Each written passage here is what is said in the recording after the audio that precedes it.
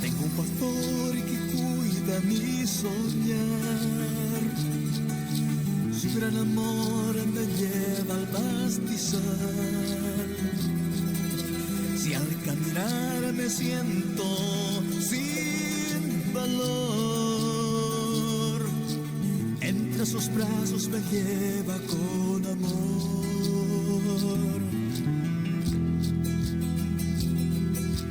Tengo un pastor que cuida mi soñar.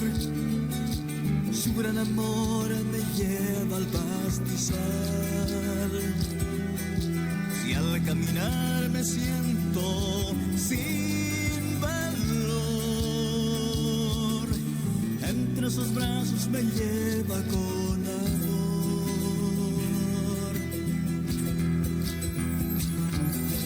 Si tengo hambre buscaré, con mucho gozo alabaré a mi pastor que es el Señor. Si tengo hambre buscaré, con mucho gozo alabaré a mi pastor que es el Señor.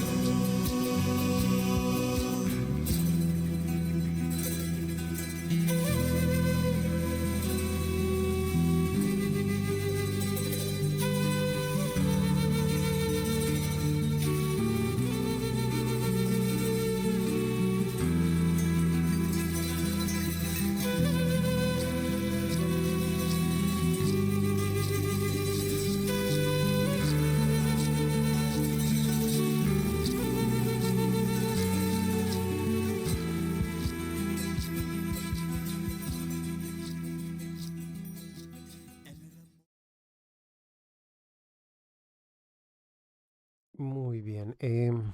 Bendiciones a todos. Inicio de Shabbat. En los lugares que se encuentren, sea de día, sea de noche. El Padre Eterno los esté guardando con toda su bondad, con todo su favor, con el esplendor de su majestad, el resplandor de su faz.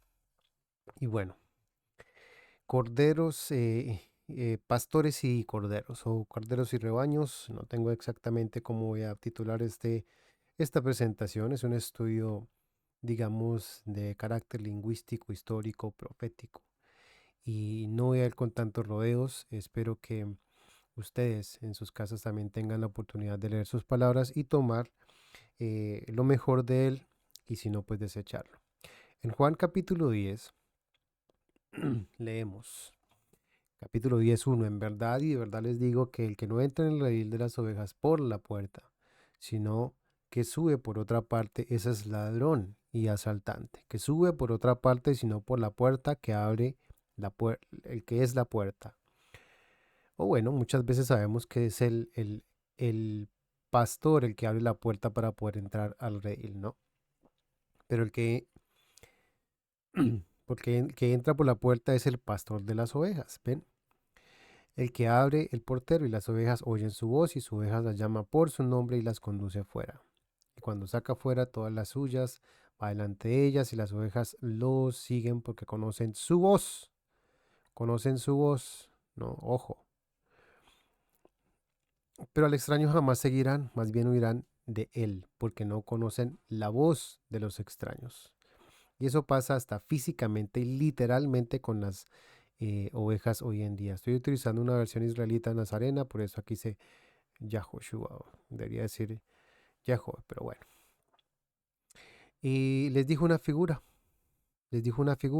un mashalim, una figura, ¿no? Les dijo una figura. A ver, esta violita nazarena. Soy un poquitico mal de la gripa, hermanos, entonces voy a estar un poquitico cortado de voz. Espero que el Eterno nos ayude. Dijo una parábola, parainomía. ¿M? Y tengan claro, es para tener en cuenta y claro que son esos elementos, qué quiere decir esto, que es un aledaño, una suposición, una ilustración, una alegoría. ¿M? Eso dice esto, que dice el Moisés Chávez, dice, mira, bueno, no dice exactamente lo mismo, pero nos lleva allá. Un proverbio, una parábola, una ejemplificación, una metáfora, por decirlo en otros ejemplos, ¿no? Pero ellos no entendieron lo que les quería decir.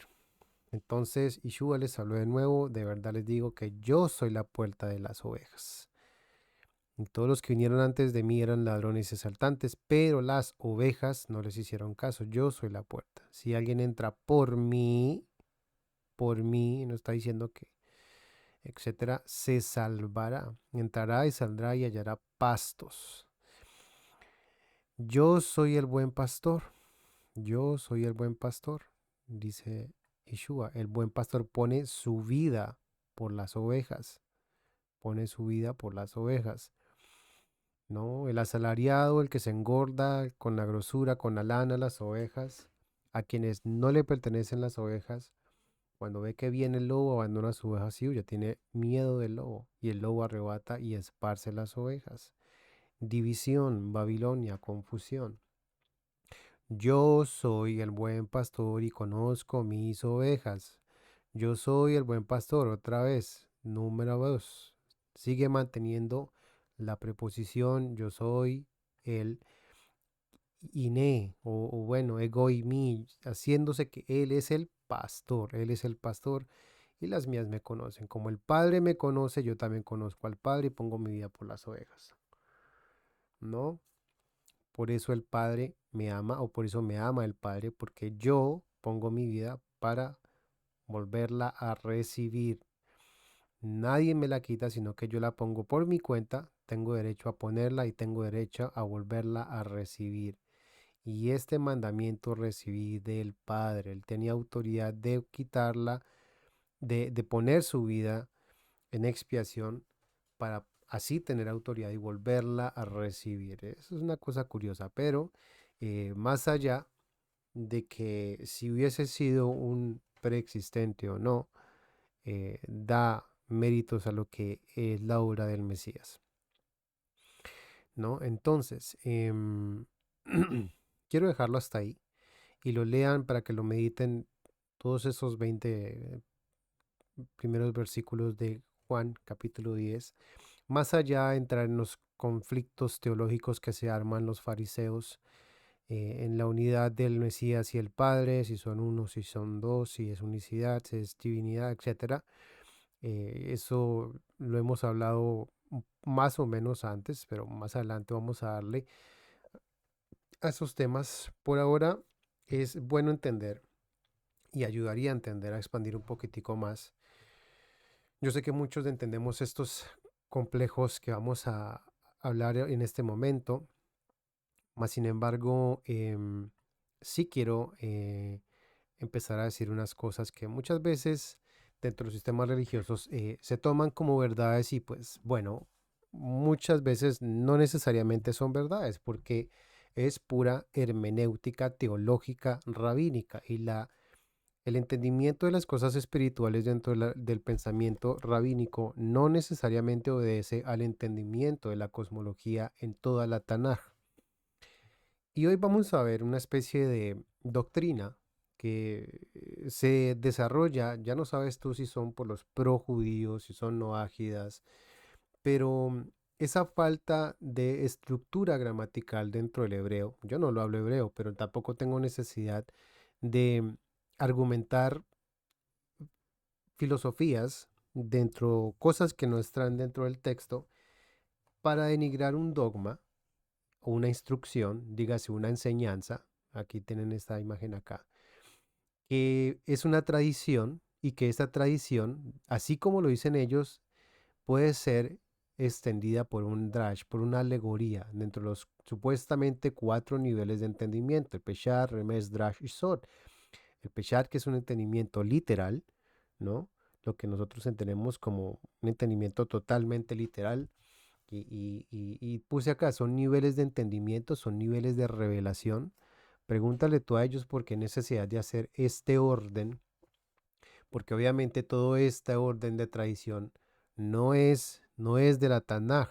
Y cuando la gente empieza a hacerse nudos y reclamos que si es así, que si es asado, que qué pasó, que porque entonces aquí no funciona, que si esto es una exégesis, que eso es una seisegesis, que eso es teología, que la gente no tiene ni idea de dónde se reclaman las ideas que están escritas en la Biblia. Hay veces, como dice el Mesías, hay que ser como niños para poder entender esos contextos históricos, gramaticales y el objetivo de lo que la palabra nos quiere decir.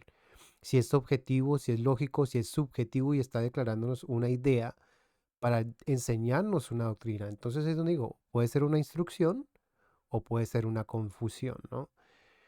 Entonces estos, decimos, niveles, ¿no? Como les decía, el literal.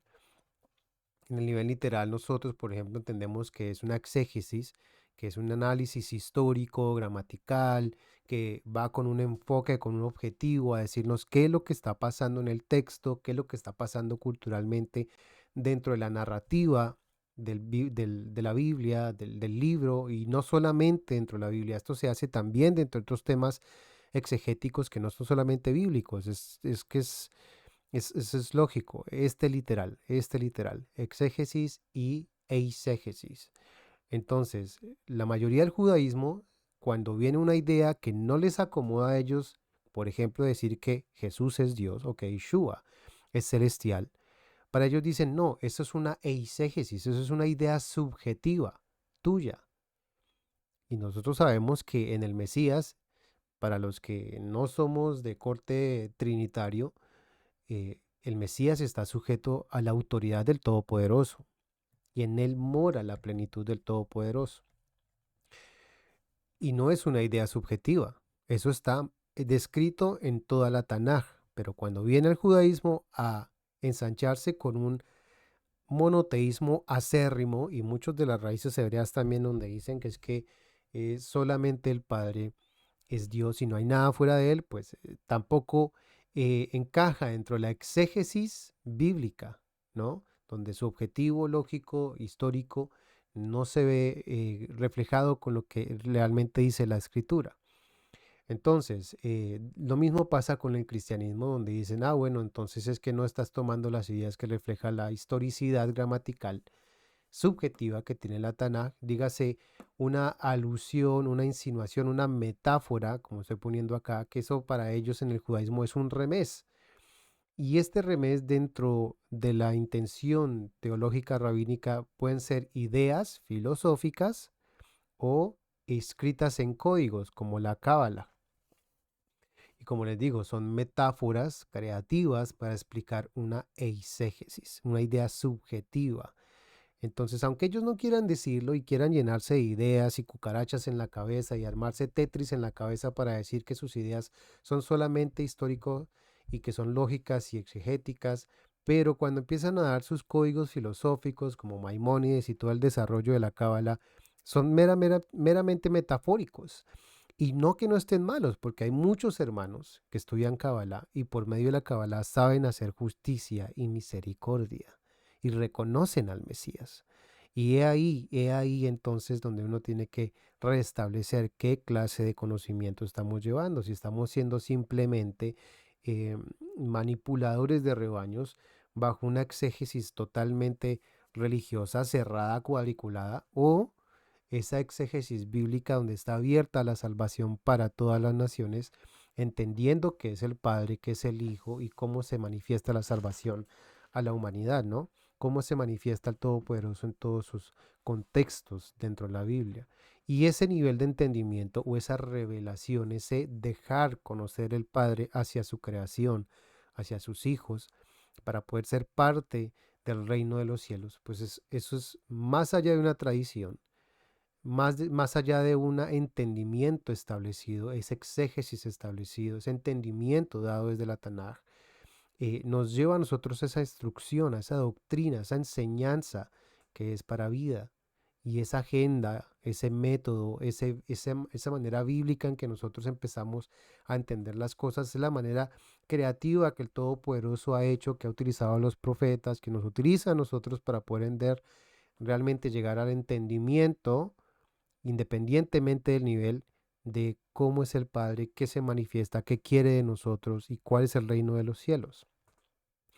Más arriba del revés, para el entendimiento eh, de judío, teológico judío, está el drash. Y el drash es una alegoría, una tipología, algo que está hablándolo de una manera alegórica. Vamos a leer un documento un poquitico más de un corte mesiánico para podernos entender un poquitico más.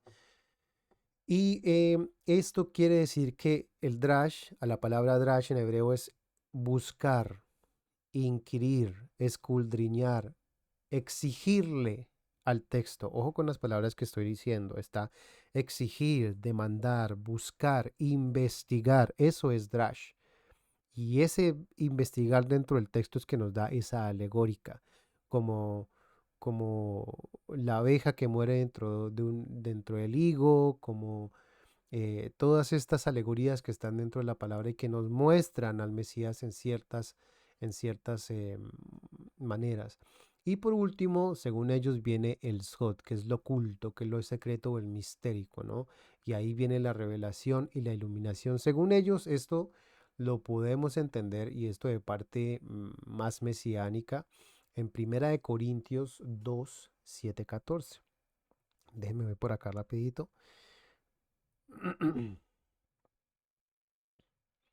Por acá el Isord. Primera de Corintios 2, 7 al 14. Sin embargo, hablamos, dice, con sabiduría entre los que han alcanzado madurez. Hablamos sabiduría entre los que han alcanzado madurez, pero no una sabiduría de este mundo, ni de los príncipes de este mundo que perecen. Ojo, de este mundo, de esta realidad, de esta temporalidad.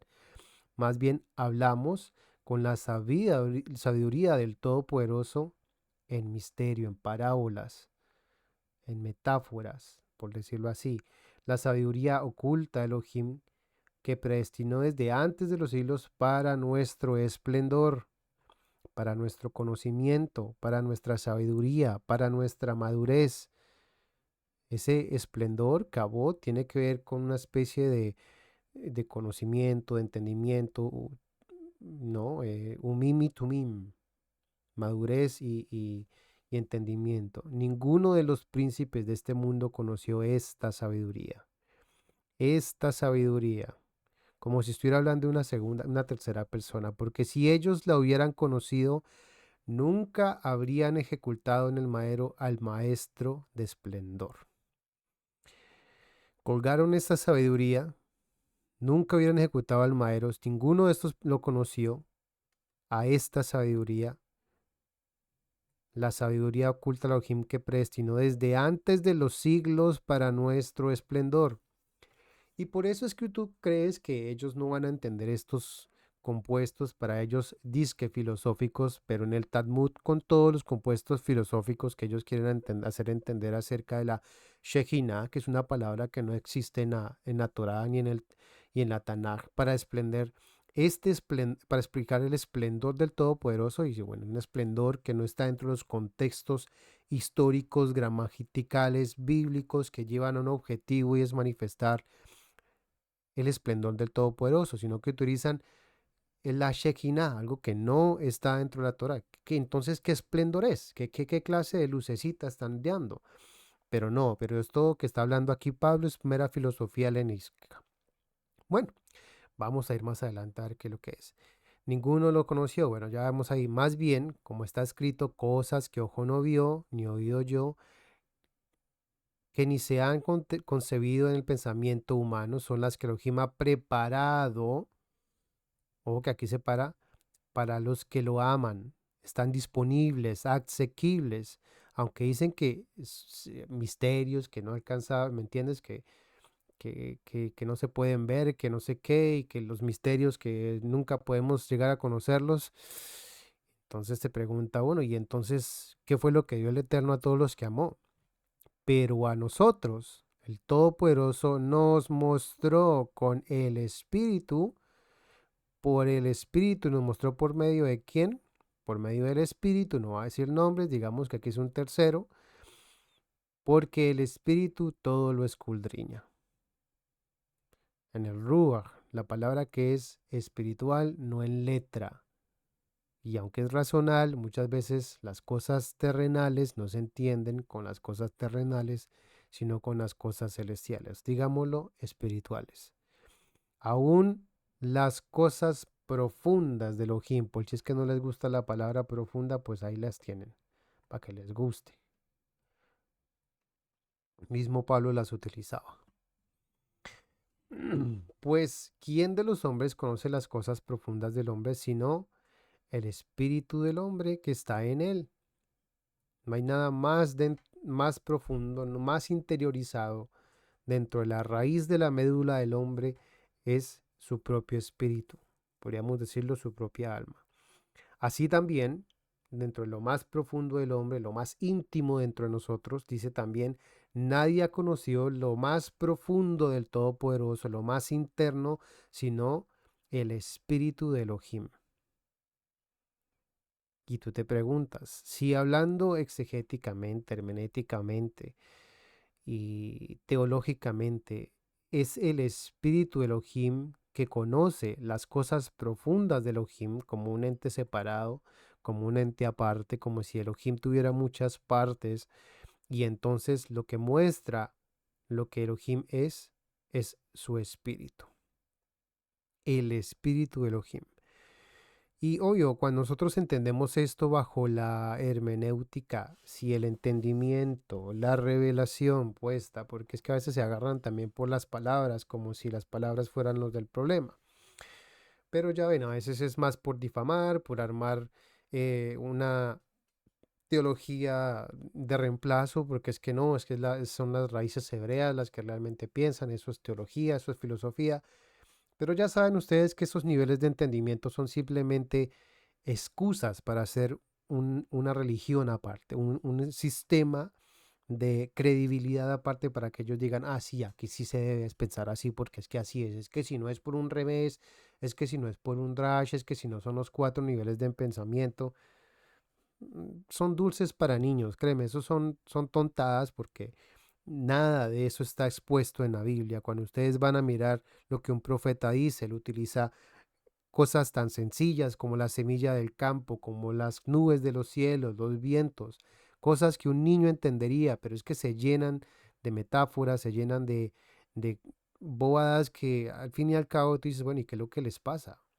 Realmente están haciendo las cosas como que sencillamente o quieren complicar las cosas porque no es instrucción sino confusión.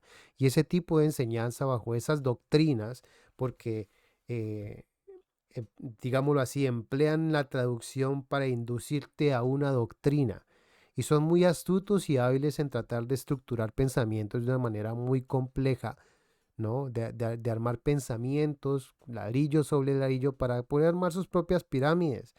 Pero el problema es que el reino de los cielos nunca se sostuvo bajo un pensamiento complejo. Fue lo más sencillo del mundo.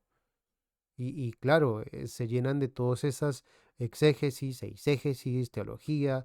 Y otra vez, el problema no es la manera de interpretarlo, sino la manera como las cosas se van mostrando.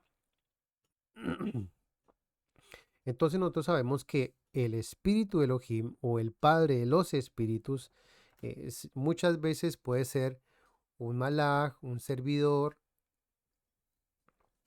o una manifestación de Elohim que está haciendo visible lo invisible. ¿Eh?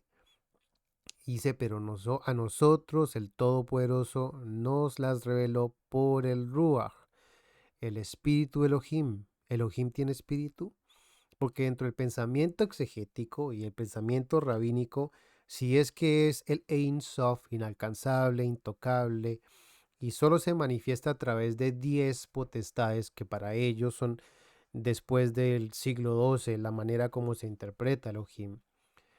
¿Por qué entonces desde el primer siglo, que está hablando entre los contextos de la Tanaj, entendiéndose que el Padre se manifiesta por medio de un espíritu, como lo vimos en Primera de Reyes, donde quién inducirá a Acab, y yo seré un espíritu de error, y ordenado por el Todopoderoso?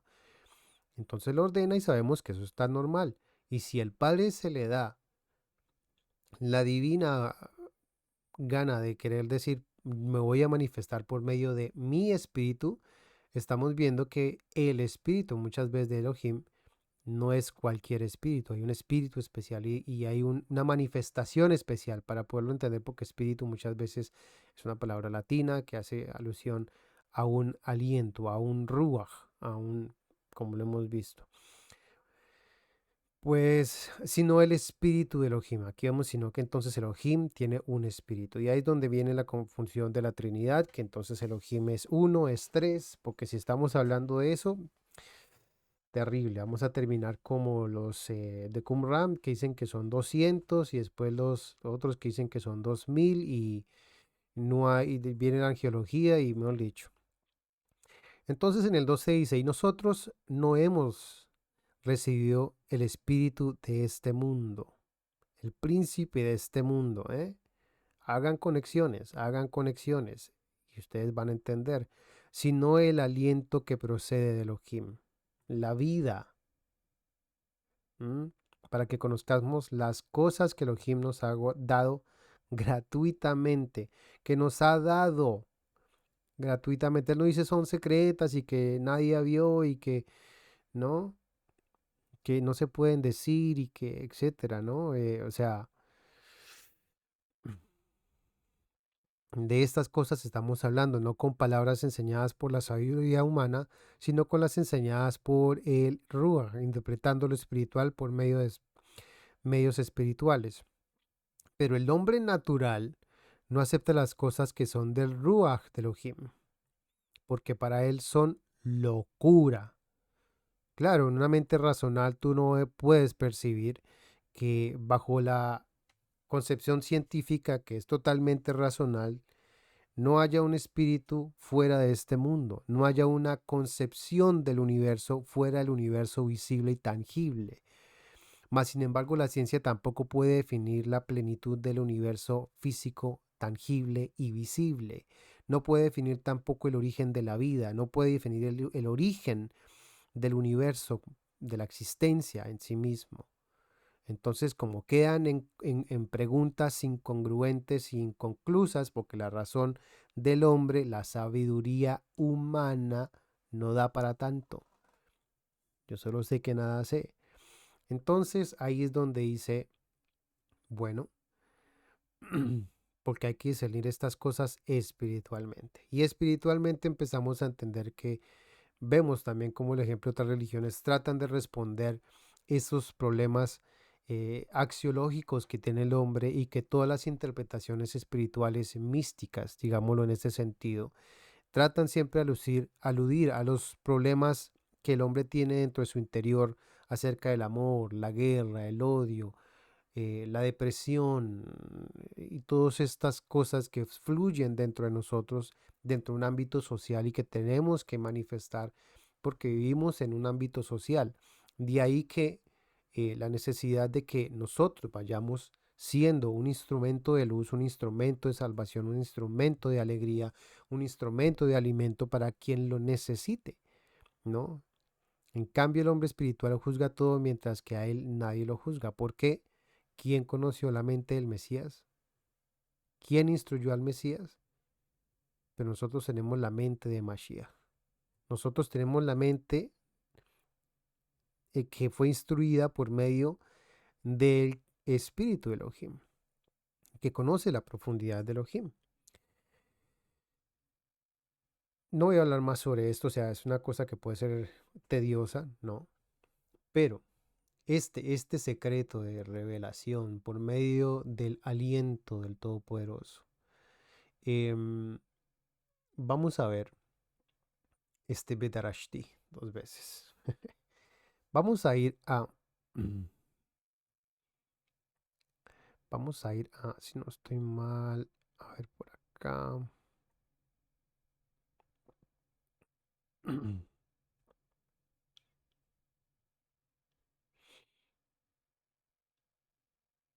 A ver qué pasó. Ya leímos Juan 10. Ezequiel capítulo 34. Y vamos a leerlo de pasadita. Profecía contra los pastores de Israel. Entonces me llegó la palabra diciendo. No vino el Eterno diciendo, o se me manifestó el Eterno diciendo. Vino la palabra del Eterno hablando, diciendo. Ojo, porque muchas veces dicen, no, esto es totalmente un concepto filosófico, eso no tiene nada que ver, espero que se esté viendo, si eso no tiene nada que ver con una manifestación física. Y entonces, ¿cómo los profetas escribieron las cosas? Porque se las imaginaron, es una creatividad solamente filosófica. ¿Mm? Ay, se me iba pasando, ya me acordé que era lo que antes de entrar a esto, te me busco por acá, antes de irnos por acá. El Pardes y los 4 niveles de entendimiento en la interpretación judía. Y ojo, esto fue desarrollado después de la Edad Media, ¿no? Cuando empezaron a decir, es que esto es así, no es allá. Y dicen, es que Juan está escrito en Midrash. Bueno, los Midrashim son esas alusiones, esas metáforas que hacían los rabinos precisamente de la era Mishnaica. Y que no necesariamente son de cultura, de tradición, inclusive exegética, gramatical, filológica de la Tanaj, de la Biblia del Antiguo Testamento, sino más bien la interpretación de filosofía judía que ellos entendían una vez que pues empezaron a tener poder en el templo, y es todo lo que se le denuncia como esa cueva de ladrones. O inclusive la pluma es mentirosa del escriba por allá en Jeremías. O sea, entonces eso no es que siempre vaya a ser así, pero bueno. Entonces la palabra hebrea aramea pardes, recuerden que en hebreo no admite vocales hasta el siglo octavo, séptimo, cuando los masoretas inventaron la puntuación vocálica, cuyo significado parece ser jardín o huerto, pardes. Y se usa en la hermenéutica rabínica como acrónimo para Peshat, Remes, Drash, Sod, pardes, pardes, acá está, pardes. Le he tenido ganas a este tema hace rato. Y como les digo, quien quiera tenerlo y que en él halle al Mesías, porque muchos de los misterios, muchos de los drash, muchos de los remes, y voy a hablar en otra ahora palabras más de plaza, muchas de las revelaciones, secretos, muchas de las alegorías, muchos de los códigos, de las insinuaciones, de las metáforas, aún literales que están dentro de la Torá, yo la aprendí por medio de este medio para encontrar al Mesías. No quiere decir que sea malo, y aunque es una hermenéutica rabínica, no quiere decir que sea malo, pero tampoco es un sistema en el cual tenemos que estarnos colgando cada vez que vamos a encontrar la Torá. Perdón, pero no es la única. Entonces, como vemos, el Peshat es el simple literal, el remés es una pista, es una insinuación, es una alusión que. El drash, pues ya es investigar, forzar al texto, ¿no? Y el sod, el secreto. Bueno, ahí está. El primer entendimiento es el peshat, el simple, es el significado simple básico literal del texto, es similar a lo que el hermenéutico llamamos exégesis. Ellos hacen su exégesis, solamente que le ponen otro nombre, y con ese nombre entonces dicen, ese que tú utilizas no sirve, ¿no? Y empiezan a hacer una segregación de personas. Eso es lo más lógico que hace toda religión. Pero bueno, es entender las escrituras en su sentido natural usando significados acostumbrados de las palabras que se emplean, en acuerdo con la regla exegética primaria en el Talmud, que ningún pasaje pierde su literalidad. Ojalá todo fuese así, pero vamos a ver más adelante un texto que me pareció el colmo. Dentro de su literalidad es totalmente literal, y empiezan a armar ideas para sacar argumentos para su propio costal y no simplemente lo que sencillamente dice la palabra lo que es. Pero bueno, aunque hay diferentes géneros literales como alegoría, simbolismo, sinecdoque, metanomia, minia, pro- prosopopeya, ironía, hipérbole, que eso es fábula, o muchas veces creen que todos los textos que están dentro de la Tanakh, dentro de la Biblia, son totalmente literales e históricos y resulta de que no. Pero bueno, todos estos lenguajes deben ser interpretados en una exégesis, pues muchas veces las escrituras se les da vida a cosas inanimadas y debemos entender esto como un lenguaje figurado. Por ejemplo, Isaías 55:12 dice, todos los árboles del campo darán palmadas de aplausos. Obviamente los árboles no aplauden. Donde es obvio que los árboles no tienen manos, eso se conoce como prosopopeya, que es cuando se personifican las cosas inanimadas atribuyéndoles hechos de personas, o como el caso de Primera de Reyes 18:27, donde Elías usa la ironía cuando expresa su contrario de lo que se quiere decir, pero de tal modo se le da el sentido verdadero, al igual que Micaías en Primera de Reyes 22:15, ver también otros ejemplos diferentes de figuras retóricas, Salmos 17:8, 114:5-6, Primera Corintios 15:55, Jueces 14:14.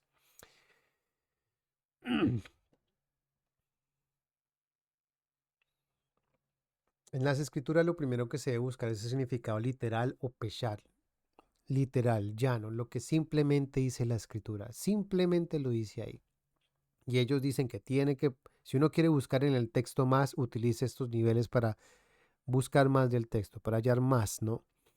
A continuación entonces están estos que ven en el presente. Entonces primero son las creencias culturales del lugar donde se entienden las costumbres, dadas sus creencias, pueden ser sociales, pueden ser culturales, pueden ser solamente sociológicas, como un imperio atacando, o las mismas costumbres de ellos, como etcétera. Este hebraísmo son modismos de la lengua, ¿no? Y esto está dentro de la filosofía, dentro de la lingüística, perdón, dentro de la filología, la lingüística, las composiciones gramaticales.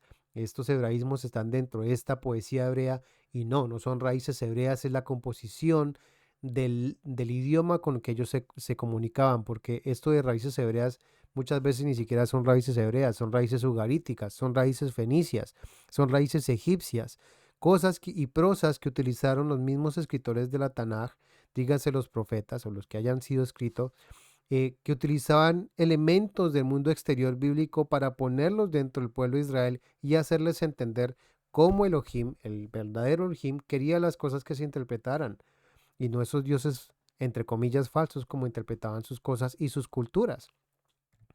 Y no necesariamente era malo. Entonces entiendes que todas estas estructuras, reglas gramaticales, eh, composiciones lingüísticas de todos estos lenguajes figurados hacen una estructura de la palabra para que nosotros entendamos un mensaje y que ese mensaje, dependiendo del receptor del mensaje, va a ser o complicado o muy llano. Pero obviamente ahí es donde viene el problema con la interpretación. ¿Quién quiere sacar del texto lo que para su crítica es y no simplemente lo que el texto dice? Eso es una reinterpretación de la escritura. Entonces en el remés es una pista, una alusión, una insinuación. Significado implícito del texto, el nivel remés, los detalles del texto a menudo se consideran como que implican una verdad más profunda, un poquitico más después del literal, entonces un nivel más arriba, que este es el remesh, es una alusión, una metáfora a lo que se está diciendo, ¿no? Y aquí es donde ya empiezan la gematria como tal a jugar muchas de las estructuras que se utilizaban inclusive en los tiempos de la Tanakh, del Antiguo Testamento, con muchos de los números que se manejan dentro de la estructura del Antiguo Testamento. Y aquí pues ya en la gematria, en la Kabbalah, dicen que entra el Sod de la Kabbalah. Por ejemplo, aquí tenemos el ejemplo del revés de Génesis 1:1, Bereshit barra Elohim, aquí este Hashamayim, Ubed, Haaretz. Entonces dicen acá, hay muchas maneras de interpretar estas cosas, ¿no? Y cada quien yo creo que le podrá dar el valor de lo que quiera sacar. En el principio, Bara creó Elohim, creó Dios, dice los cielos, aunque aquí no dice los, la estructura aquí et no es los cielos, pero bueno, es también una conjugación que dice lo que se creó. Entonces sí se puede interpretar los cielos y la tierra. Más sin embargo, aquí lo que dice la Kabbalah, en el principio creó Elohim por medio del Aleph Tab, aquí creo que lo está. Aleph Tab creó los cielos y la tierra. Bereshit bara Elohim et Hashemayim beet haaretz, creó con el Aleph Tab, creó Elohim, con el Aleph Tab creó Elohim, y es lo que dice, en el principio Elohim creó Aleph Tab, porque aquí está después, mira, bara Elohim Aleph Tab. Entonces lo que dicen es que Elohim, por medio del Aleph Tab, del primordial, creó los cielos y la tierra. Otra interpretación que hemos tenido y una que yo me gusta mucho es Bereshit con la cabeza, en el principal, creó Elohim los cielos y la tierra. No tiene necesidad muchas veces de desglosar la frase completa porque igual la idea central de todo el texto es qué está haciendo y para dónde va el sentido de lo que está haciendo. Bueno, ¿no? La cuarta palabra la cuarta palabra es la partícula Aleph Tav, la cual tiene una función propositiva de la frase. El propósito es que creó Elohim. Entonces, por medio de ese Aleph Tav, Et, Hashemayim, Beharetz, los cielos y la tierra. En el principio creó Elohim. Y lo que articula el resto del sentido de la palabra es los cielos y la tierra. Si la palabra no tiene esa conjunción Aleph Tav, no hay cielos, no hay tierra. Entonces, tú lo que estás viendo es que el Génesis te está diciendo, Elohim creó por medio de algo otra cosa, o se manifestó y en también otra cosa. Ahora, por medio del principal también, porque lo dice, como lo dice también muchas las cartas en el Brit Hadashah, en el Nuevo Testamento, por medio de él, para él fueron las cosas creadas y en él se sustentan todas las cosas, en el Mesías, en fin. Y obviamente el complemento directo es una palabra que representa una persona o cosa sobre cual la acción del verbo es realizada.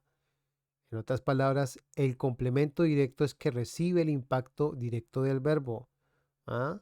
Creadas por medio del Aleph Tav, sea persona cosa. Lo mismo si cae en Bereshit como principal o la cabeza o en la primicia, el primero, por medio del primero o en el primero, porque Bereshit, ese va o ve, tampoco está articulado definitivo. Si ese va o ve, Reshit, hubiera sido un va y no una ve. Pero bueno, como los masoretas son los que hicieron eso, pues ¿qué se les puede hacer? En fin. Debido a esto, los midrashim y los rabinos nos dicen que la explicación para esto es que en el principio creó Dios, pero para hacerlo se valió del Aleph Tav. Bueno, es ese principio bajo ese mismo pensamiento rabínico, ¿no?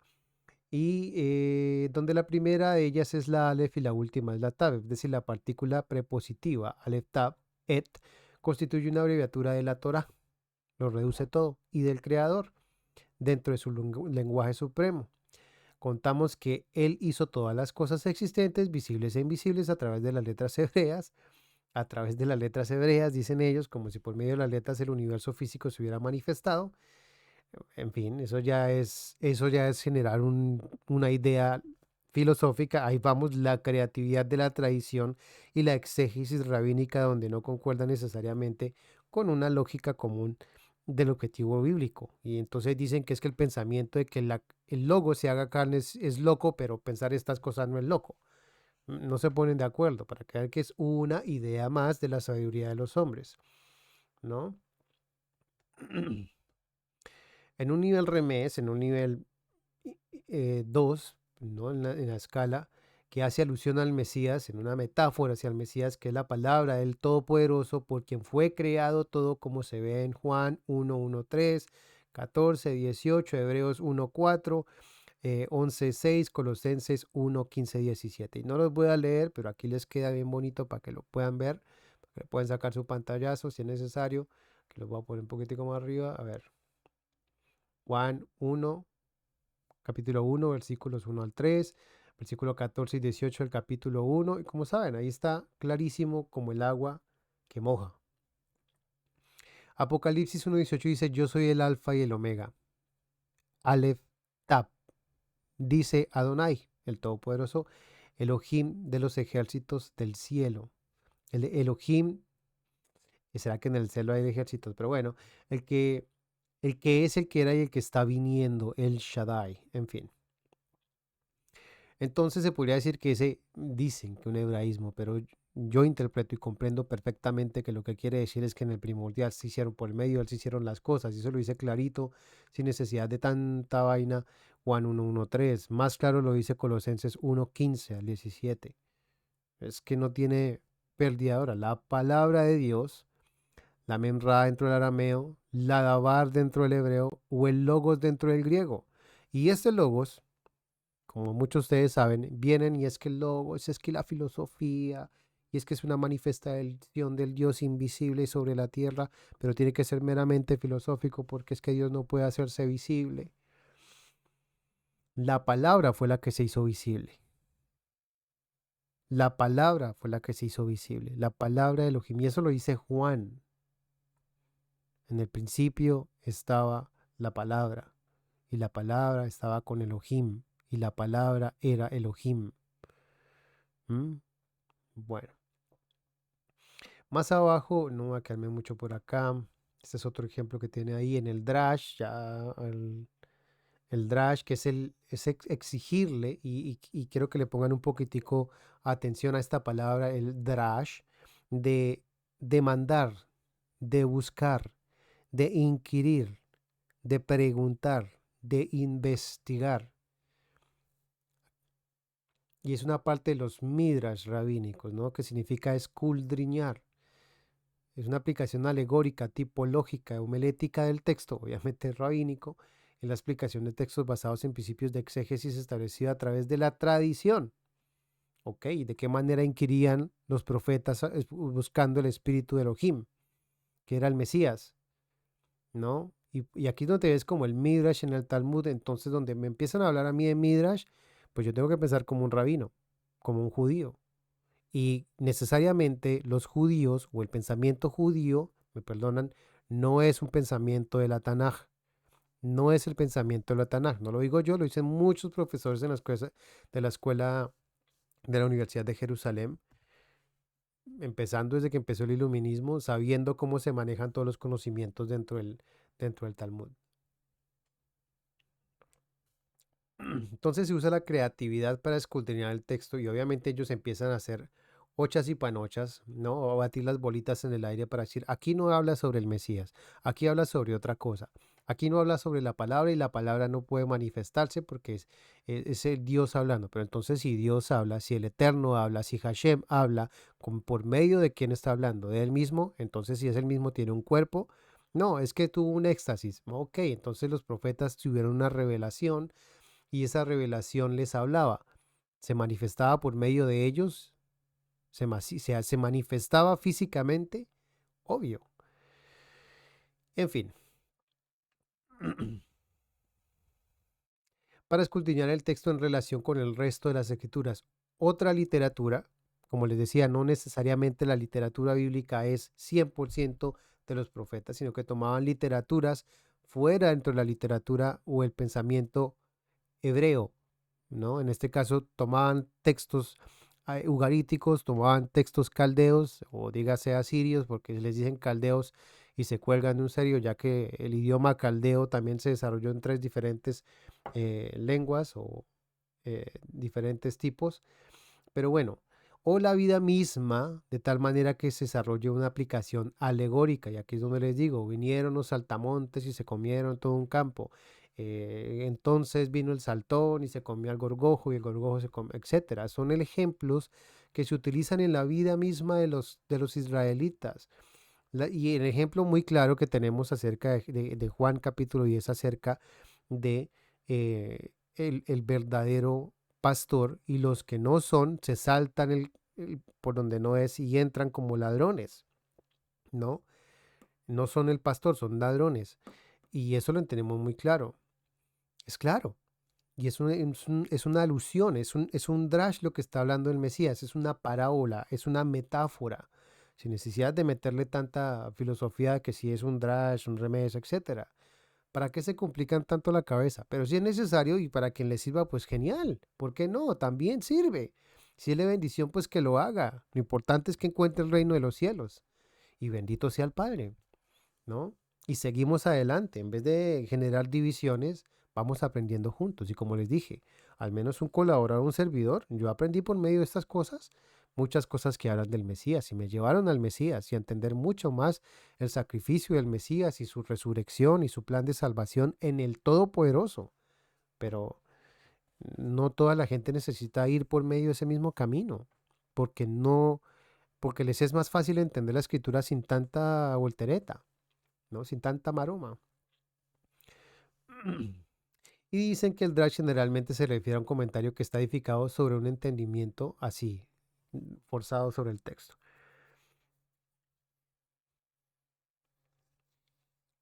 Me gustaría, yo creo que les voy a dejar esto por acá, por si quieren pausarlo y leerlo con más ganas. O después les pego más bien esta al pie del canal mejor, para que lo puedan revisar ustedes mismos con más detenimiento y miren el recurso. Ta, ta, ta, ta. Dan los ejemplos del Drash, como en Oseas 1.1 acerca de Israel, pero ya en Mateo en 2.14 se habla acerca del Mesías como mi hijo y el cumplimiento de la profecía como mi hijo. Las profecías entonces, si ustedes ven para ellos, tienen que ver con unos niveles ocultos de Drash, de metáfora, y no meramente literales. Entonces, cuando alguien quiere tomar el cumplimiento de las profecías meramente literales, ni siquiera está haciendo una propia exégesis del texto. Y es para que se den cuenta que esto también tiene mucho que ver con lo que es escatología, porque quieren tener los textos simplemente con lo que dicen llana y literalmente, cuando muchas veces habla de una tipología, de una metáfora, de una alusión, ¿no? De una creatividad de por tradición y hay de entender por lo que la misma tradición bíblica, los mismos, lo que dice, pues la misma Biblia tiene que dejarnos entender a nosotros qué es lo que dice la Biblia, que las escrituras interpreten las escrituras. Eso que tanto repiten en el cristianismo es una exégesis que también se repite dentro de la exégesis rabínica, ¿no? Y el sod es el entendimiento de la escritura llamado sod, que significa oculto, y este entendimiento son explicaciones cabalísticas, místicas, secretas de un texto. Es una revelación, es una iluminación que da el aliento de santidad, como lo vimos en 1 Corintios 2.14. Y es esa sabiduría que viene por medio del espíritu de Elohim, del aliento de Elohim, el que manifiesta Elohim, y no bajo la sabiduría de los hombres. Hoy sí, vamos a ir entonces a lo que es, estamos leyendo la profecía de los pastores de Israel. Si vamos a seguir leyendo, para ponerle un poco de interpretación lógica a lo que fue Juan 10, quién es el pastor y que le escuchan la voz a él, pues bueno, ¿alguien habló alguna vez acerca de un pastor? Claro, estamos en lo que es Ezequiel 34, que no les gusta, porque no les gusta, y ellos creen que la mala traducción muchas veces hace alusión a una doctrina, que porque si creen que Jesús es Dios, pues es asunto suyo. Si no creen ellos que Jesús es un Dios, pues eso es problema de ellos. Y si no saben interpretar qué es un Elohim, eso es problema de ellos. Si no saben cómo se manifiesta un espíritu del Todopoderoso, eso es problema de ellos. Si ellos no creen en la espiritual de acuerdo a la espiritualidad, a la manifestación del reino de los cielos, de ese reino invisible, en nuestro reino visible, eso es problema de ellos. Ellos fueron los que se embarcaron en ese barco fuera de los pensamientos y el entendimiento que está escrito en la Tanaj. Muy claro, eso es problema de ellos. Estoy viendo por acá, sí.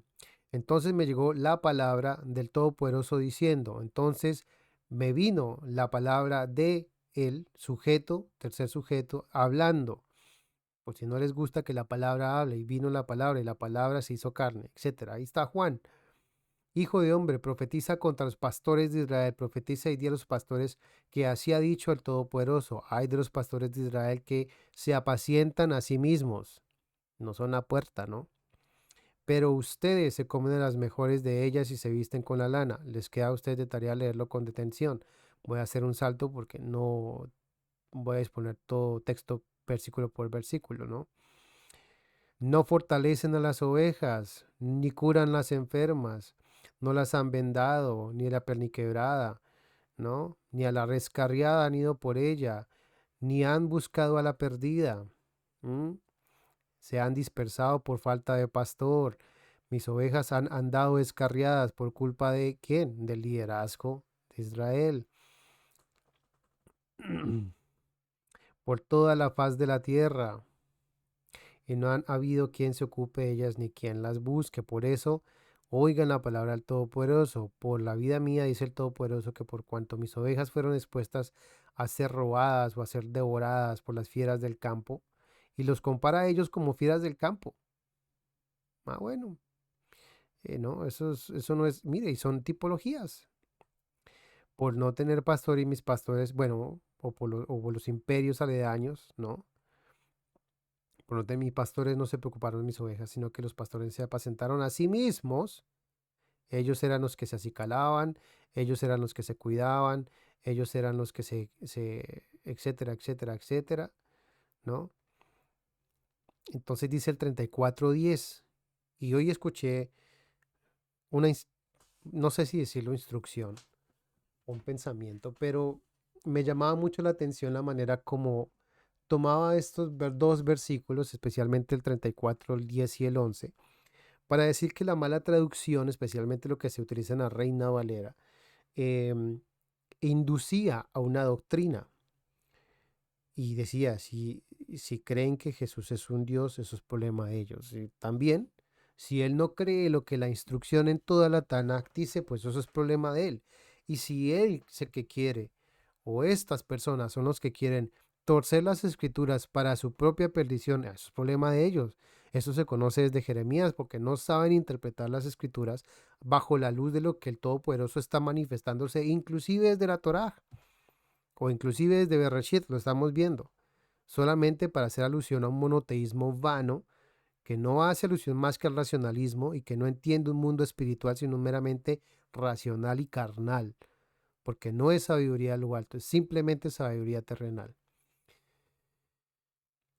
Yo estoy contra los pastores y demandaré, dice aquí la Reina Valera, por ejemplo, en este demandaré 60, y la palabra que hace enfoque es demandaré, y vamos a hacer enfoque, y demandaré mis ovejas su mano y les haré dejar a presentar sus ovejas, ta, ta, ta, ta, ta, ta. Y en el 11, porque has dicho Jehová el Todopoderoso, he aquí yo mismo iré a buscar. Es la misma palabra, es la misma palabra, ve, la misma palabra, a ver, a ver, a ver, vamos a ir por acá. Bueno, vamos a leerlo para poder tener un poquitico de contexto antes de ir. Entonces dice, le voy a quitar las ovejas a ustedes, las traeré conmigo. Si ustedes están entendiendo lo que el texto está diciendo, aunque utilice la misma palabra, y si es la acción es demandar del versículo 34:10 en Ezequiel, ¿no? Ezequiel capítulo 34, versículo 10, si es que la acción del verbo es demandar, pues el versículo 34:11 debería decir lo mismo. ¿Demandarle las ovejas a quién? ¿A él mismo?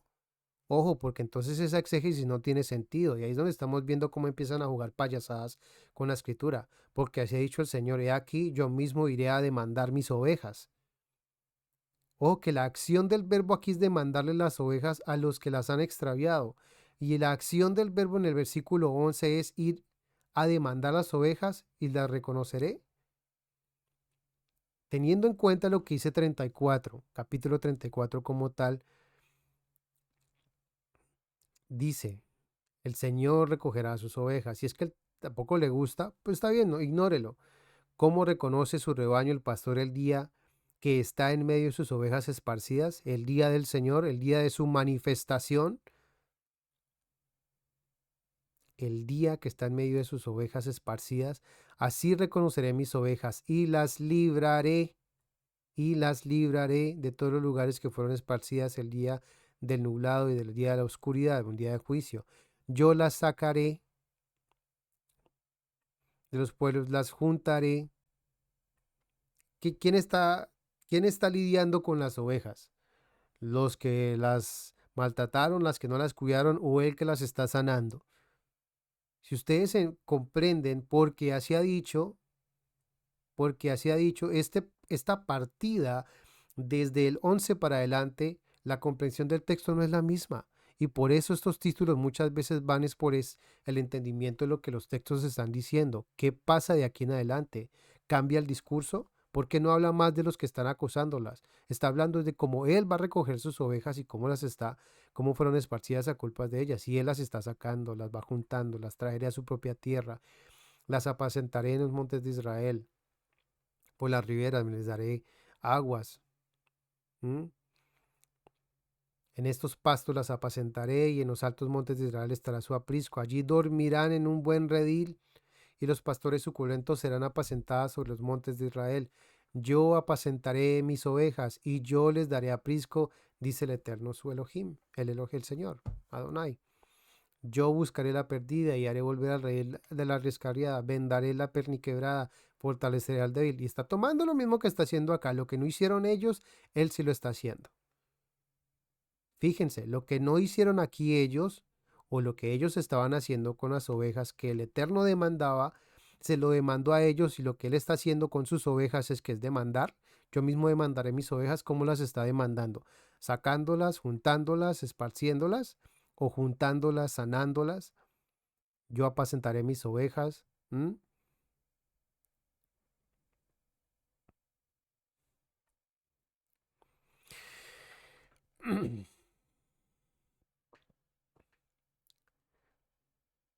Bueno, he aquí yo juzgaré entre oveja engordada y oveja flaca, él les dará juicio. Por cuando empujaron el costado en el hombro, acordaron con sus cuernos todas las débiles hasta las que echaste las dispersaron. Yo salvaré mis ovejas y nunca serán más para rapiña. Y levantaré, ojo que dentro del mismo concepto de lo que está diciendo de que él iba a manifestar, de que él las iba a demandar, la manera como él iba a demandar sus ovejas a estos pastores que no eran los pastores adecuados para el pueblo de Israel, y levantaré sobre ellas un pastor. ¿Cómo te queda el ojo? Ah, no, es que ese es Dios. Bueno, entonces no es Dios, no es Dios, es una manifestación, es la palabra, y él las apacentará. Ya leímos Juan 10. Lance todo el capítulo 10, a ver si es que les cae el 20 del 34. Esto que está diciendo aquí Ezequiel, a mi siervo amado, David, Dodí, él, y miren los participios, él, ¿por qué no dice yo? Las apacentará, y él les será por pastor. Ustedes saben cómo dice el Bitash estas cosas. Yo les seré por Elohim, y pasa de él a yo. Yo, el Eterno, les seré por Elohim. Yo les seré por poderoso. Yo les seré su Dios, y mi siervo David por jefe, cabeza de ellos. El Mesías, encargado de la creación, encargado del plan de salvación, para honra del Todopoderoso. Él, toda autoridad me ha sido dada. Como así no las tenía? El Eterno se la dio. Yo, el Eterno, he hablado. Volviéndonos aquí a lo que es la partición del texto, por decirlo así. En el versículo 10 vemos que y demandaré, voy a cambiarlo por acá a una interlineal. Ezequiel 34:10, como la ven, aquí está en el Logos Calogos. No me gusta, pero nos va a servir el día de hoy. Así dice, mira, Elim, el Señor, Adonai, Adonai, el Eterno, he aquí yo, Hineani, Hineani, los pastores demandaré. La palabra aquí es esta, demandaré, Bedarashti, Bedarashti. demandaré. Quiero que miren este, bedarashti, y obviamente dice demandar. El muy osado dice que no existe sino el bedarashti dos veces en toda la escritura, y eso es aquí, en Ezequiel capítulo 34, versículo 10 y en el versículo 11. Versículo 11 dice, porque así dice el eterno Elohim, he aquí yo de cierto buscaré, y dice que aquí ya no es buscaré porque el mismo be darashti, que es el mismo versículo, es el mismo verbo, la misma acción de ir a buscar, de ir a demandar, de ir a buscar, darash, de ir a exigir, de ir a investigar, a consultar mis ovejas y las reuniré. El problema es, entonces, si lo podemos, si se alcanza a ver, si se alcanza a ver, acordar, alzar, la traducción de la Reina Valera según el Strong, lo que hemos dicho muchas veces, entonces aquí nos puede servir, porque según lo que dice el Strong, no es solamente demandar, y dependiendo la acción del verbo o a quién le está hablando, es que el verbo se esticula dentro de la oración, y eso lo sabe cualquier niño cuando se le está enseñando eh, lectoescritura, de cómo organizar sus palabras para que maneje bien sus ideas. Los escritores de la Tanaj no eran tampoco cualquier niños que no sabían escribir, por favor. Y si está hablándole, como vimos, si está hablándole acá a los pastores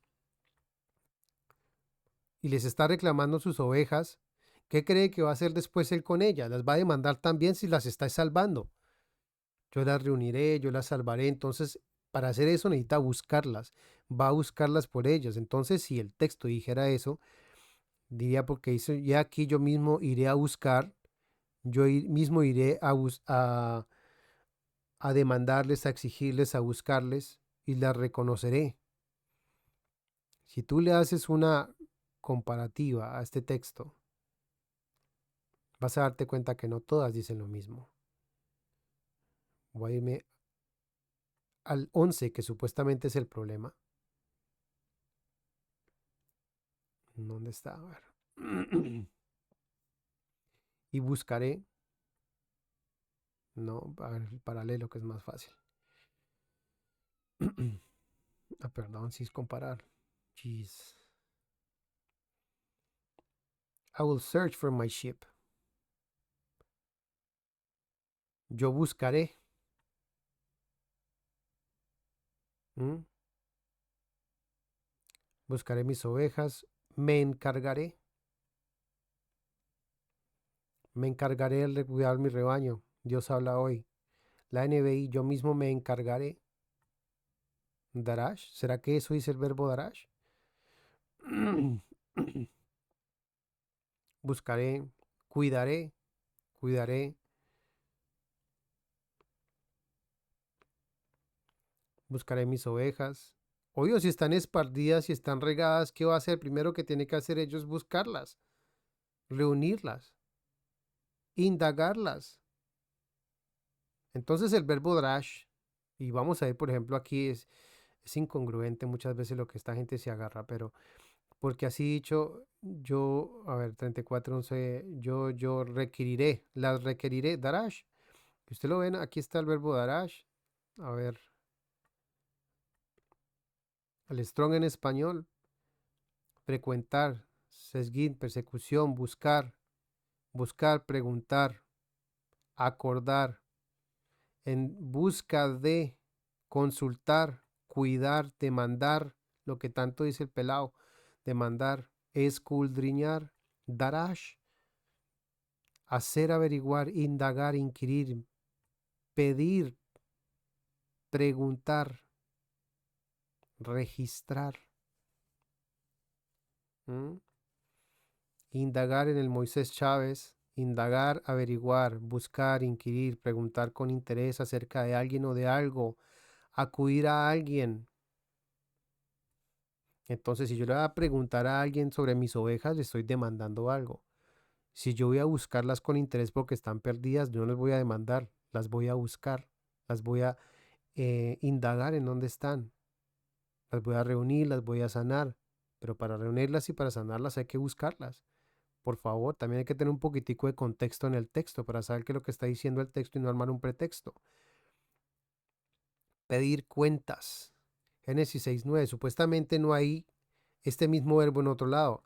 Y según el Moisés Chávez nos está diciendo en un diccionario filolingüístico que Génesis 6:9, porque ciertamente demandaré la sangre de vuestras vidas, dice Drashti, de la mano de todo animal, etc.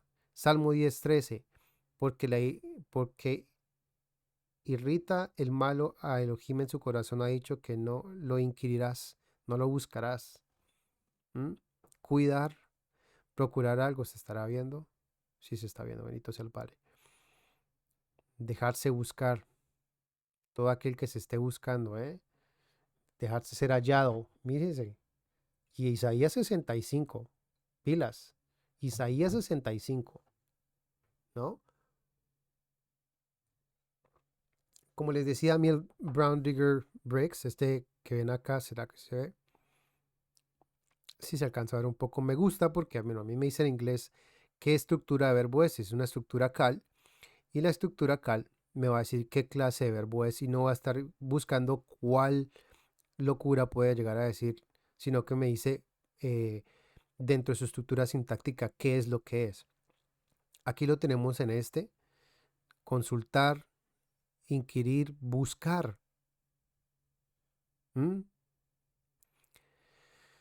Mire, los necromances están ahí, los que buscan, los que investigan, los que, sí, lo que están en videntes, demandar, requerir, investigar.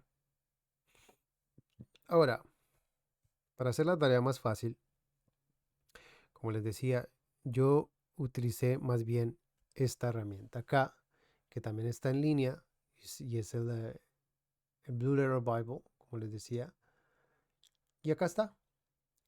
Sabemos que el verbo está en estructura cal. Aquí me dice buscaré.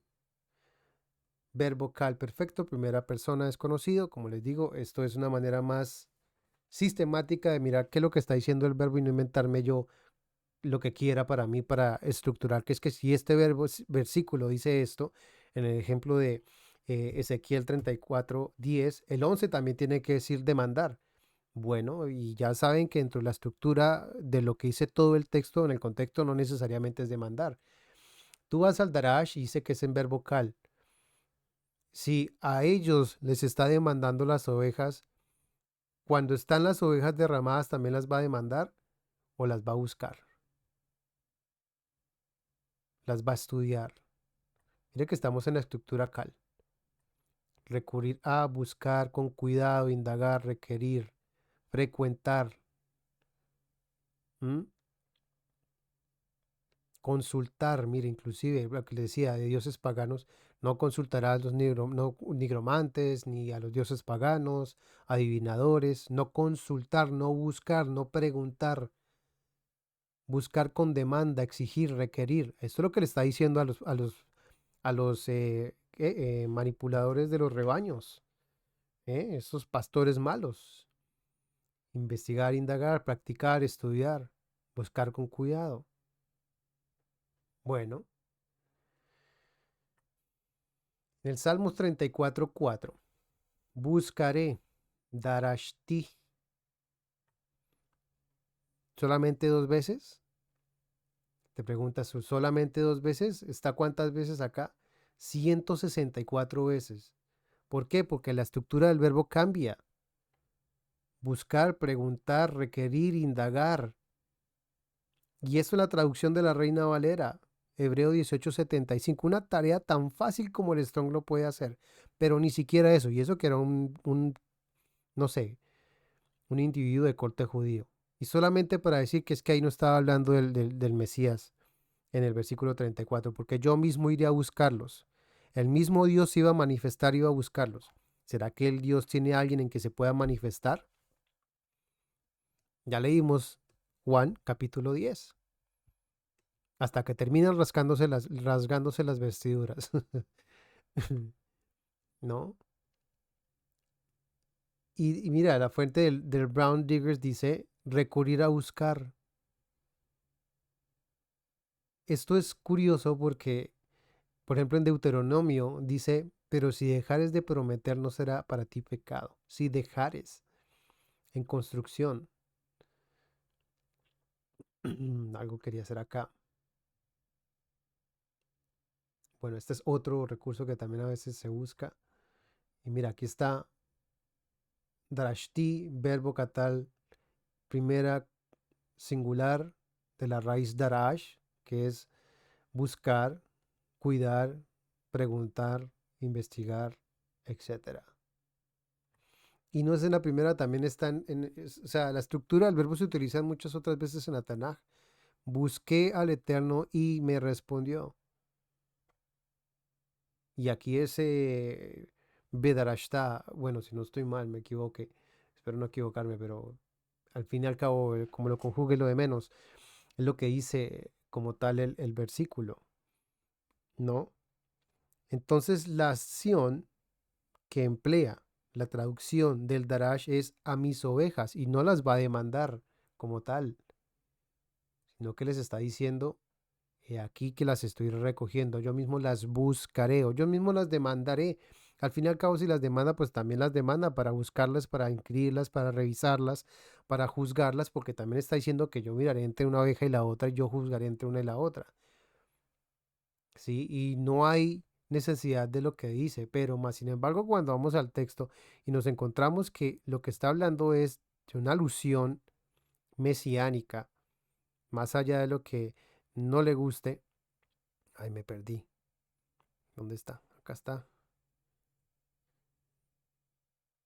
Mesiánica, porque si dice más abajo, yo mismo las buscaré o yo mismo las juzgaré, porque claro, si no es él mismo, si es él mismo se manifiesta sobre la tierra, pues entonces ¿qué queda sobre la tierra? Todo se arde porque nada queda vivo delante de él. Y ahí dice que la manifestación, la palabra que estaba con Elohim se hizo carne, y yo levantaré ella sobre un pastor, mi siervo el amado, y él las apacentará, así sea su pastor, y sí será su pastor. Yo el Eterno seré su Elohim, y mi siervo será príncipe entre ellos. Y este será príncipe, es el mismo que dice Shar Elohim, el que vimos en el capítulo anterior.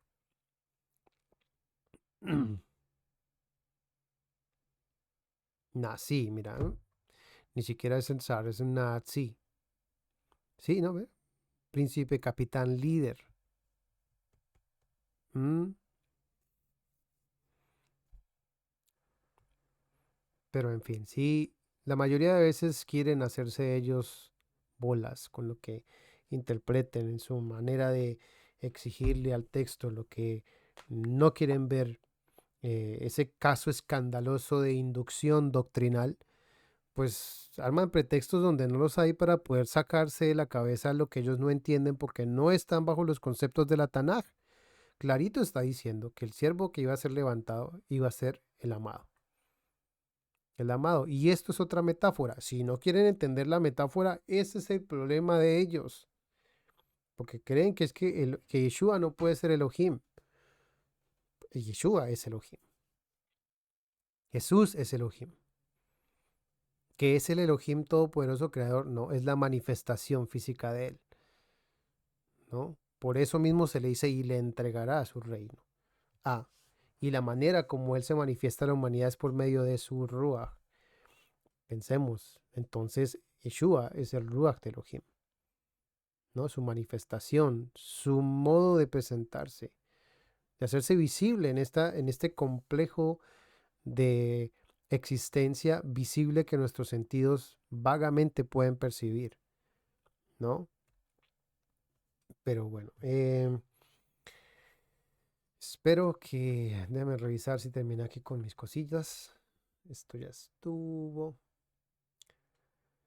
Empezar a hacer las páginas por acá para poder ver que sí haya completado lo que les quería decir. Oh, bueno. em, entonces, esta acusación contra los pastores infieles de Israel en Ezequiel 34, ¿no? Se le va diciendo que profeticen contra Israel, que hablen contra Israel.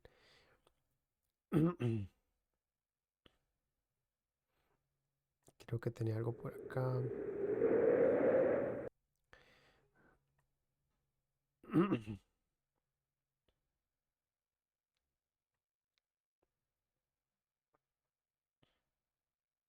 Démoslo ahí.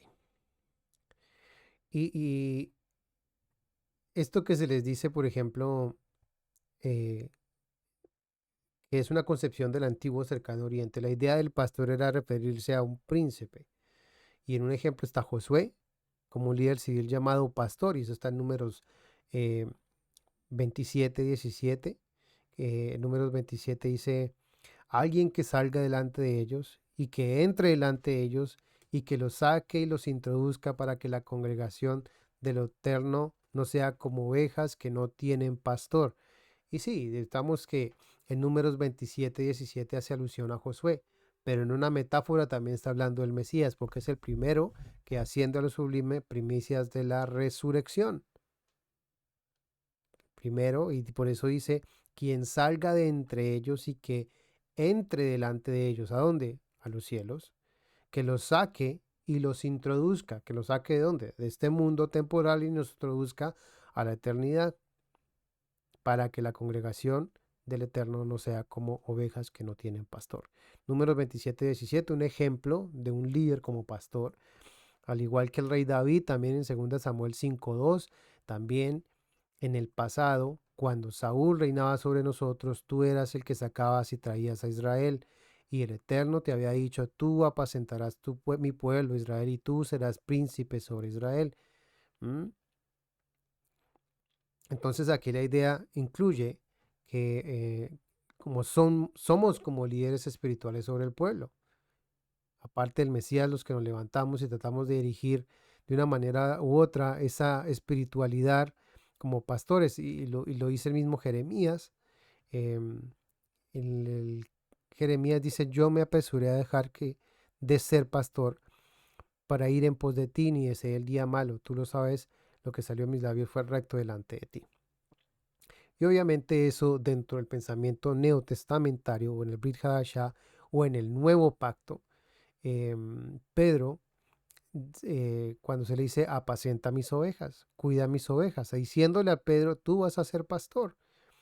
Y Pedro después escribe, apacenten el rebaño de Elohim que está entre ustedes, sirviendo como supervisores, como vigías, como celadores, como cuidando, no por obligación, sino voluntariamente, ojalá sin paga, mire que eso es voluntariamente, no por ganancia deshonesta, sino con ánimo solícito, ¿no? Eso está en primera de Pedro 5:2. Y obviamente son pastores espirituales, sino que un pastor esté por encima de los demás. Por eso es que la mayoría son ladrones, que es por ganancia que están en esas iglesias y les quitan su dinero, ya no son pastores. Ah, bueno, entonces era un salteador. Pedro también en primera de Pedro 2, 25, porque ustedes eran como ovejas descarriadas, pero ahorita han vuelto al pastor y al obispo o al líder de vuestras almas, que es el Mesías, ¿no? Em, y obviamente esa idea de que el Mesías o que Jesús es el Mesías, según el Salmo, Juan capítulo 10, no es una idea, es la misma metáfora dentro de esas mismas reglas de estructura teológica que utilizan ellos, los niveles de interpretación, como un remés. En el Génesis 49, 24 se lee, mas su arco permaneció poderoso y los brazos de sus manos se fortalecieron por las manos de fuerte de Jacob, por las manos del fuerte de Jacob. De allí es el pastor, la roca de Israel. Y la roca era el Mesías, según el Brit Hadashah. ¿Mm? Según el Elohim de Jacob, por las manos del fuerte del Elohim. ¿Por qué no ponen del Elohim de Israel, ya? De Jacob. Ahí ponen del fuerte, como que sí. Y bueno, ya hemos visto que en Génesis también Jacob hace referencia al ángel del Todopoderoso de Elohim, el Malach de Elohim, como su parte de su bendición, no al Elohim mismo. ¿Y ahí qué pasó? Pero bueno. Y bueno, como para redondear, voy a pegarles después también, voy a tratar de hacer un PDF porque esto sí es muy largo. Y obviamente la codicia de los pastores infieles de Israel, ¿no? Que se comían la grasa y la lana, eh, y, y no apacentaban el rebaño, ¿no? son tanto a nivel civil como espiritual dentro de la congregación del Mesías como fuera de la congregación del Mesías, dígase fuera de la iglesia como dentro de la iglesia, que no pastorean la gente, que no están vigiando más por su propio beneficio que por el beneficio de las demás, ¿no? Las necesidades dentro de los hermanos dentro de la congregación. Eh, es claro señalar que quien sirve al Todopoderoso, quien sirve al derecho, a la justicia, em, no se sostiene del apoyo de los que sirven a la iglesia, ¿no? Em, ¿Qué más podríamos decirle por acá?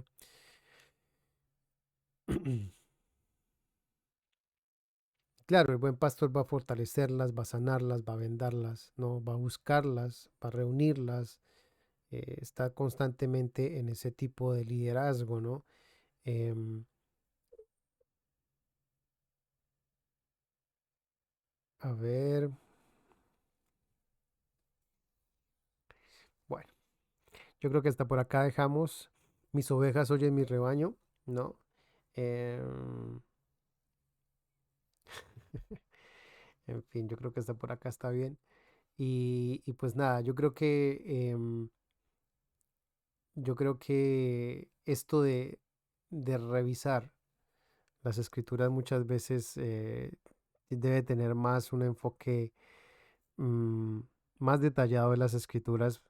Por ejemplo, eso de Juan capítulo 10 que se les pasa por alto y empiezan a tomar textos que no sé si es que les arde, porque obviamente yo soy el buen pastor y la alusión metafórica que está en Ezequiel 34 de que Yeshua es el que Elohim, por la manifestación física de Elohim, como lo quieran tomar, porque la palabra se hizo carne, ¿no? Y era la luz de los hombres, etcétera. Y no contradice lo que el pensamiento de la Tanaj entendía lo que era el Malach, el ángel de Elohim. Si quieren entender un pensamiento totalmente dogmático, em, monoteísta, que no es bíblico, que el monoteísmo no es bíblico, el Eterno organiza y ordena su justicia, su orden del reino de los cielos bajo la comprensión de lo que Él quiere y no necesariamente lo que la gente entiende por el reino de los cielos. Y ahí es donde les duele, ¿no? Y mis ovejas oyen mi voz y yo las conozco y me siguen. Ustedes no me creen porque no son mis ovejas. No las estaba recogiendo porque no escuchaban a ese que estaba siendo enviado, porque él daba la vida. Mi Padre me las ha dado, es el mayor que todos y nadie puede arrebatar de las manos de mi Padre. ¿Quién le iba a dar a quién las ovejas según Ezequiel? No, ese Ezequiel 34:11, 34, bueno, pasando abajo, mi siervo amado, y él será el pastor de ellas y yo seré su Elohim. Yo y el Padre unidos estamos, juntos estamos. Y ya querían matarlo. ¿Entendían ellos el propósito? ¿Entendían ellos el contexto de Ezequiel? ¿Entendían ellos esa hermenéutica, esa exegética, esa metáfora, ese drash, ese remés? No lo entendían, porque si lo hubieran entendido, no lo hubieran matado, como lo leímos en Colosenses. Esa sabiduría que venía de lo sublime, que se manifestó para que nosotros pudiéramos entender a Elohim, ese espíritu que se manifestó para que nosotros pudiéramos entender a Elohim, que consulta en lo más interior de nosotros para poder entendernos nosotros y llevarnos a esa instrucción que nos da para vida, no conoce estas buenas obras del Padre. La mayoría de la instrucción que estos dicen tener son más para destrucción, son más para denigrar, son más para delinquir, son más para robar. Y hace alusión a todos esos profetas, a esos falsos apóstoles, a esos falsos eh, pastores que no hacen sino manipular el rebaño. ¿No? No conocen las buenas hablas que no hablaban por él, sino por el Todopoderoso, sino porque tú, siendo hombre, te haces divino. Y entonces el Mesías, y esto es una obra maestra, Yo les dije, ustedes son Elohim. Y si llamó Elohim a aquellos a quienes se les dirigió la palabra de Elohim, ¿a quién? ¿A quiénes se les dirigió la palabra de Elohim? Elohim. Ustedes saben que esto hace alusión al Salmo 82. Ustedes son Elohim. ¿Quién habla de Elohim? Porque ustedes me dicen a mí, a quien el Padre santificó, envió al mundo, usted blasfema, a que santificó y envió al mundo, que ya existía, porque soy hijo de Elohim. Si no hago las cosas de mi Padre, no me crean, pero si las hago, hacían milagros y entonces tampoco, porque dentro de él estaba el poder del Padre, salvando, recogiendo, manifestando, exigiendo, darash, inquiriendo, investigando, consultando las ovejas que se habían perdido y que estaban volviendo al rey del Padre. Y por eso trataron otra vez a apedrearlo. Y muchos cayeron en él ahí. Más adelante vamos a mirar más qué es esto, pero pues bueno, bendito sea el Padre en cada una de sus moradas y el Todopoderoso les bendiga. Shalom, shalom.